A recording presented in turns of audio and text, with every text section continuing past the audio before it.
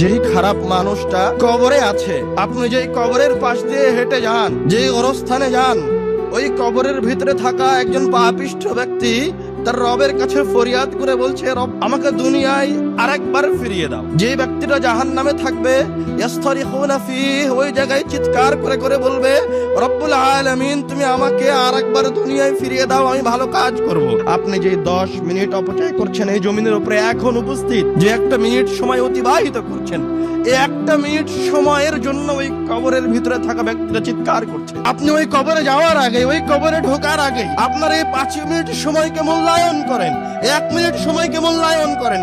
কবরে চলে গেলে 1 মিনিট সময় আর দ্বিতীয়বার ফিরে আসবে না ভাই আমার, এই একটা দিন আর ফিরে আসবে না ওই কবরে ঢুকে গেলে। যতই চিৎকার করেন না কেন, রব্বুল আলামিন অসংখ্য আয়াতে বলেছেন, আল্লাহ রাসূল অসংখ্য হাদিসে বলেছেন যে পাপিষ্ঠ রব্বুল আলামিনের কাছে ফরিয়াদ করবে আরেকবার ফিরে আসার জন্য, কিন্তু সুযোগ হবে না।